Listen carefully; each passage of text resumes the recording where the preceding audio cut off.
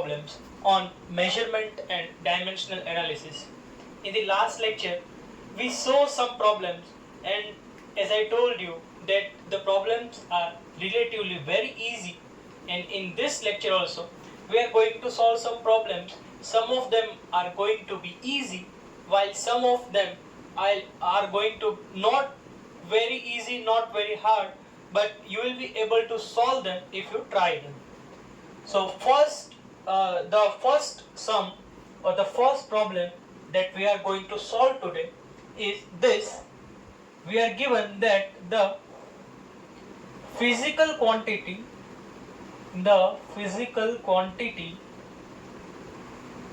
having the dimensions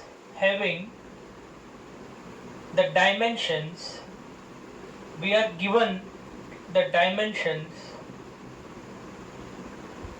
m minus 1, l minus 3, t3, a2 is, we are given these options. First option is resistance. We will be writing down options whenever it is needed. Second is resistivity. Third is conductivity.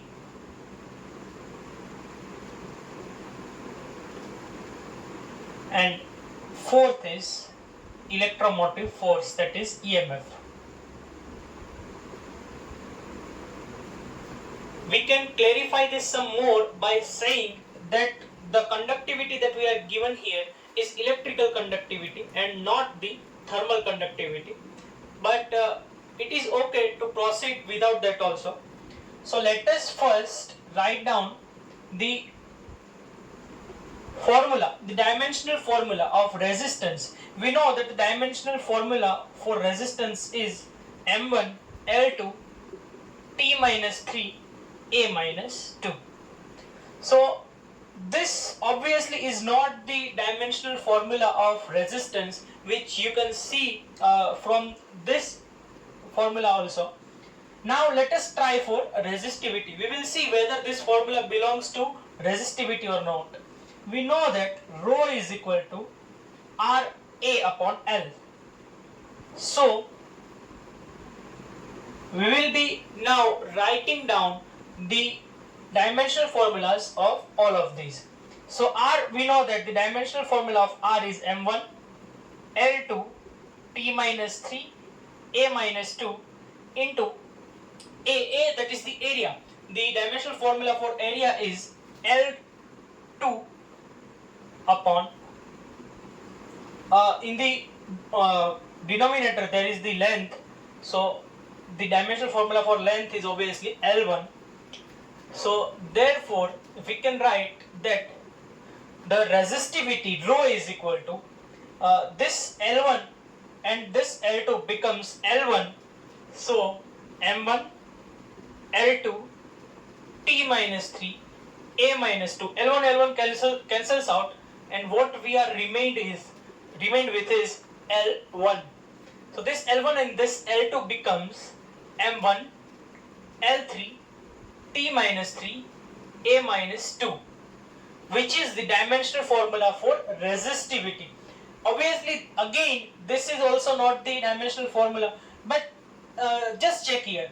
If we invert the formula, if we take the inverse, it will become M minus 1 L minus 3 T3 A2, which we have to find out.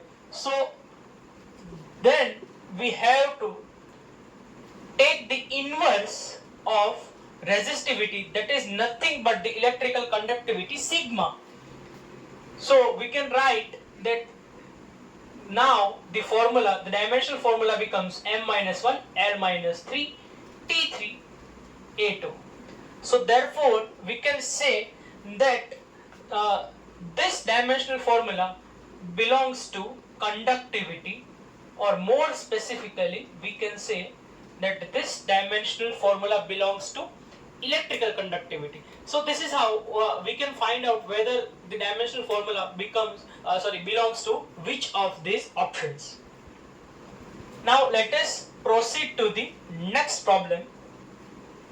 We are given that V is speed, R is radius, and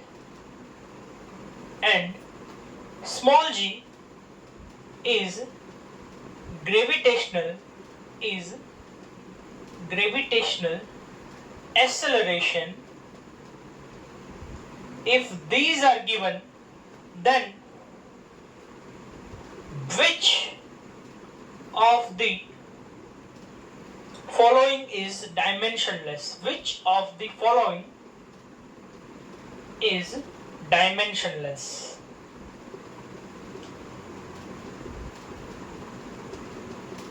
And we are given these options. First is V square upon Rg. Second is V square R upon G. Third is V square G upon R. And fourth is V square R G. So we are given these four options and we have to find out which of these is dimensionless. So again, we don't have to find out every dimensional formula. We can just see which of these doesn't have a unit and just gives us a number. Whichever of these doesn't have a unit will be the one that is the dimensionless quantity. So let us find out. Let us go for option number 1. We are given V square upon Rg. V is obviously meter per second. So square of meter per second.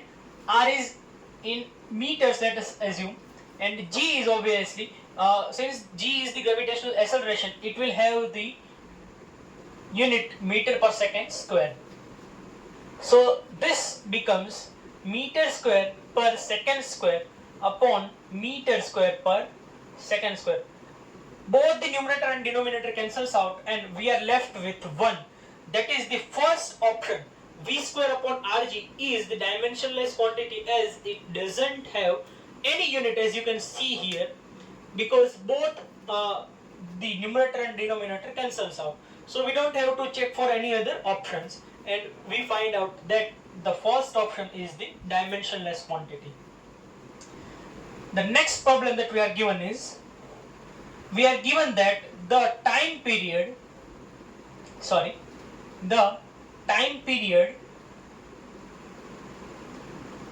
of a body under simple harmonic motion is represented by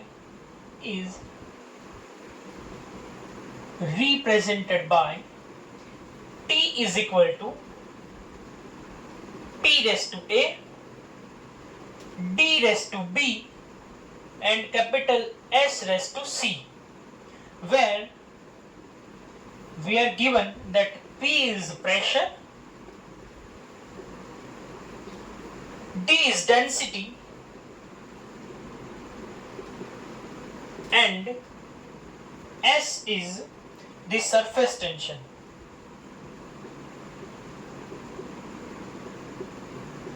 And we have to find out the values of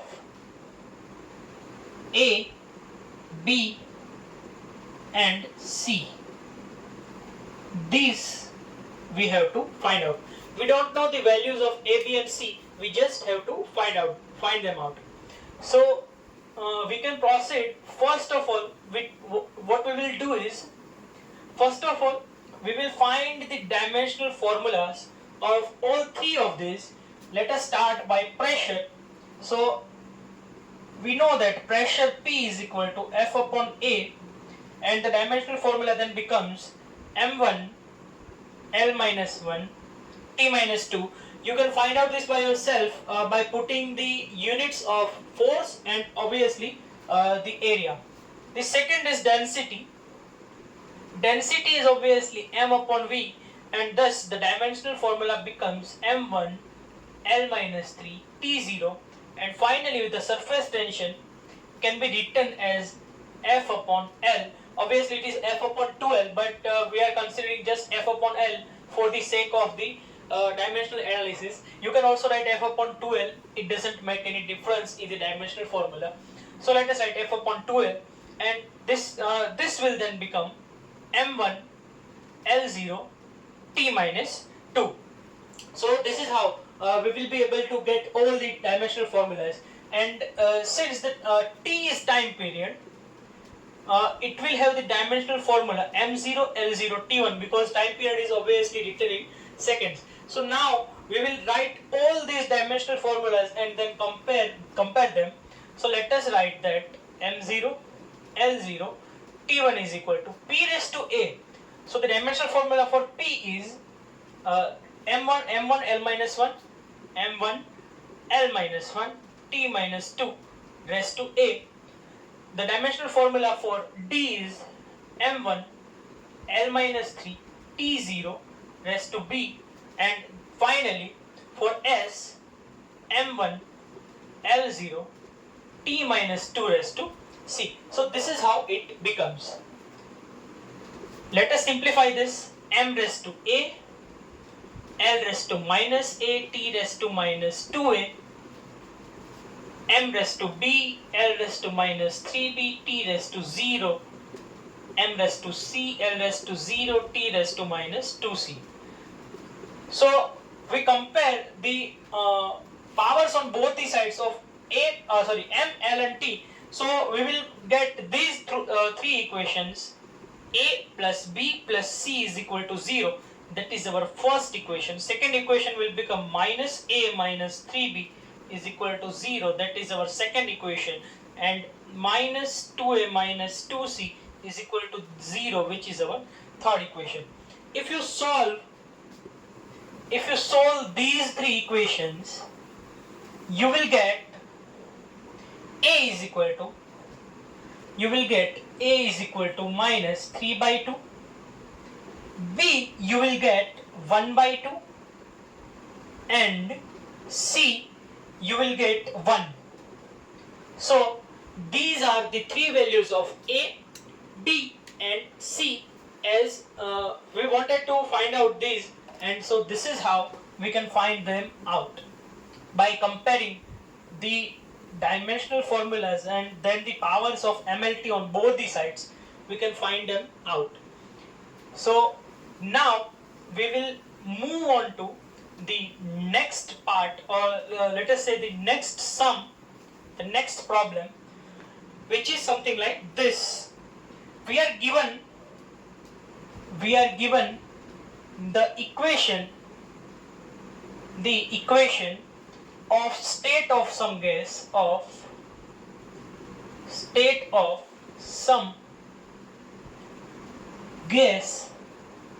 of some gases can be expressed as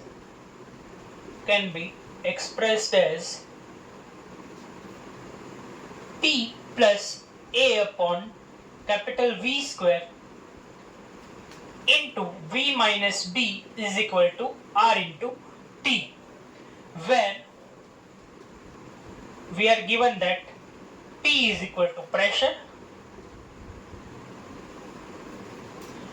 T is equal to temperature, V is equal to volume, T is equal to absolute temperature, and A, B and R are constants. So with these we have to find out the dimensions of A. We are given these values and we have to find out the dimensions of A. So let us solve. So as we solved for one example before, we know that for two quantities to add together like these are or subtract together, we know that both the quantities must have the same dimensions, otherwise they cannot be added. For example, you can add weight to weight, you can add velocity to velocity, but you cannot add velocity to acceleration. That is meaningless. So for P and A upon V square to be added, both of them must have the same dimensions. So we can write that P and A upon V square both must have the same dimensions.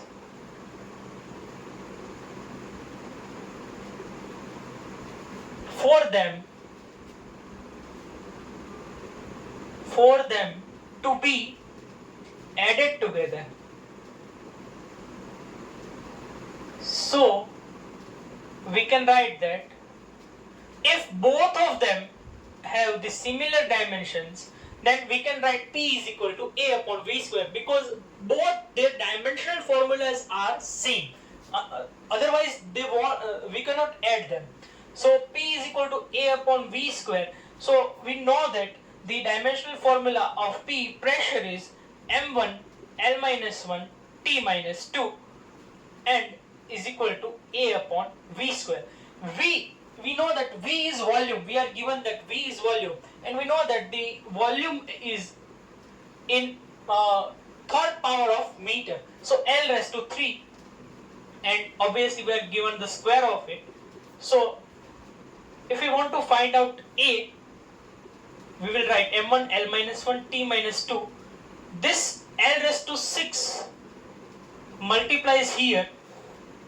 So this will finally become M1 L raised to 5 T minus 2, which is the dimensional formula of A. So this is how we can obviously solve this sum, and as you can see that this sum is not very difficult.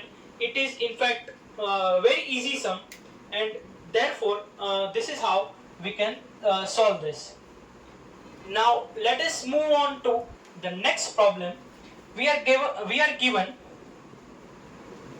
if integration dy upon under root 2ay minus y square is equal to a raised to m cos inverse y upon a minus 1, then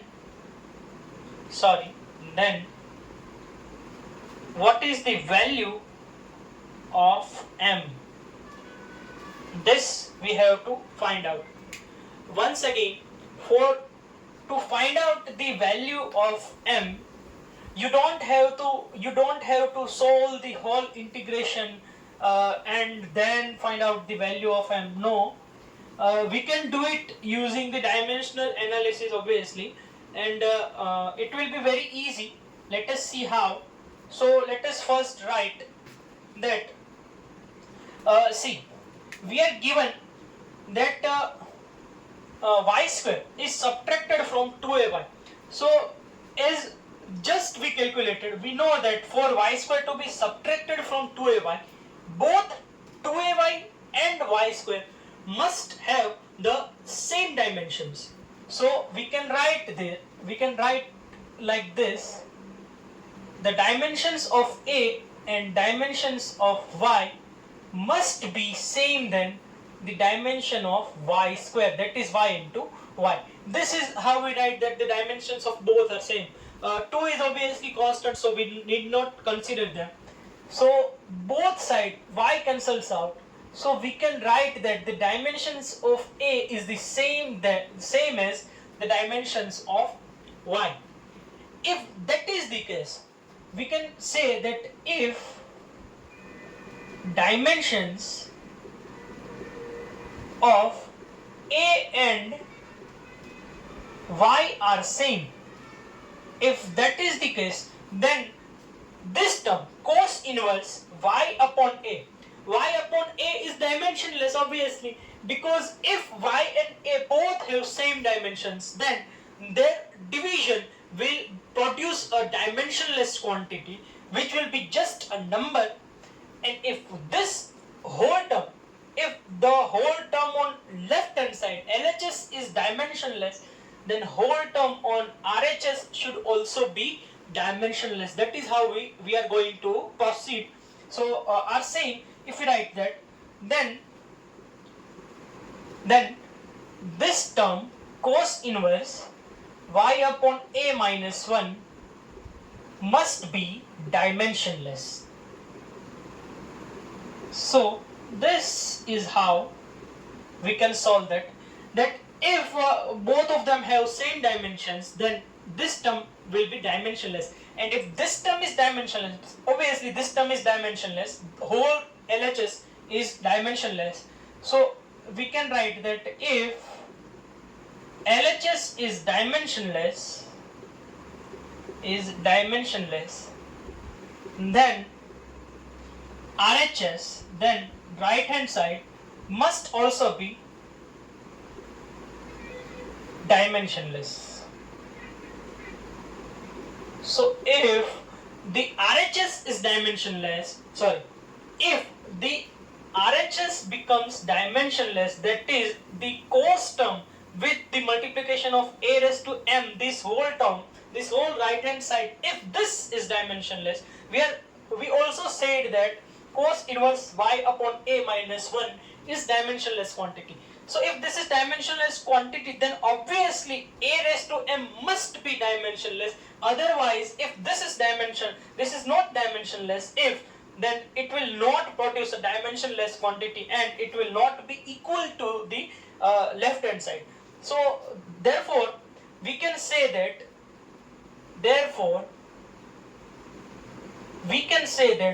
a raised to m must also be dimensionless. And for a raised to m to be dimensionless, m must be 0. Therefore we can write that m must be 0. Why this is? See, because if let us say that m is not 0. If m is not 0, there must be some power of m there. So let us say m is equal to 1. So it will become a raised to 1. So we know that a is some quantity, whether it is a constant or some other quantity, but it is some quantity. And if it is some quantity, it must have some dimension for dimensional formula which will give us some dimensions. So even if this term is dimensionless, this term will still produce some dimensional formula, and then this whole equation will become meaningless. We cannot equate both of these if there is some power to a. So that is why we can write that m must be 0, because if m is not 0, then these terms cannot be equated, cannot be written as equal to each other, and that is why we can say that m is 0. And this is how we can solve these equations or these problems. In this lecture, for this lecture we are going to solve only these many questions. In next lecture we are going to solve more of these problems. Until then, if you have any questions, please feel free to write in the comment box, or feel free to go on my Instagram channel and write your problems there, and I will try to help you as best as I can. Thank you. We will meet in the next lecture. Thank you.